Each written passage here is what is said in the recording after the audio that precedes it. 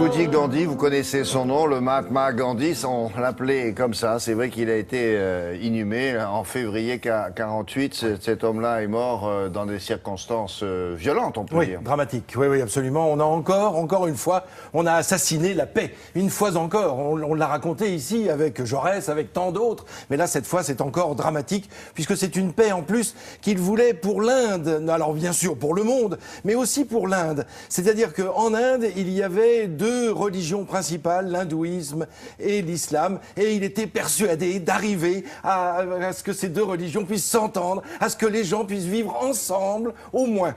Et d'ailleurs, l'histoire lui a donné tort, non seulement la vie, mais l'histoire lui a donné tort, puisque l'Angleterre, quand elle a donné son indépendance à l'Inde, eh bien, elle a formé deux pays, le Pakistan qui était musulman, ou qui est musulman, et l'Inde avec cette religion de l'hindouisme. Donc voilà, il a tenté toute sa vie, cet avocat de formation, qui s'est été formé en Angleterre, qui est parti en Afrique du Sud. Il s'est battu aussi pour les Indiens et pour les Noirs d'Afrique du Sud. Et puis il va se battre en Inde. On va regarder des images et surtout, on va vous proposer d'écouter la voix du Mahatma Gandhi, parce qu'on a peu d'occasion de le faire. Alors le voilà, là évidemment toujours accompagné par une foule incroyable. Là, on se trouve dans les années 40, 45. C'est vraiment le personnage emblématique. Alors, il forme beaucoup de ses élèves et puis il parle à la nation et il a quelques buts comme ça, notamment, vous savez, ce fameux rouet.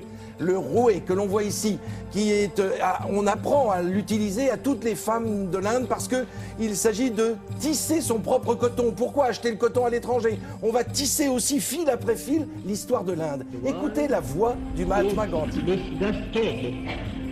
With the lies and deceit that are the inevitable consequences of all warlike methods.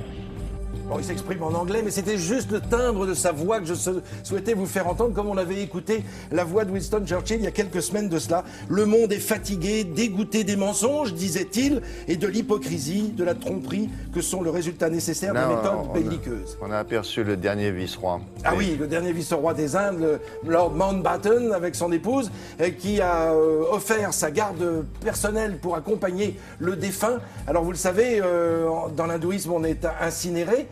Donc ça a été le cas aussi pour le Mahatma Gandhi, la tête placée vers le sud, toujours, tout près d'un fleuve le plus sacré possible, notamment le Gange, et puis ses cendres ont été emportées et déposées dans le Gange et dans les principaux fleuves religieux de l'Inde.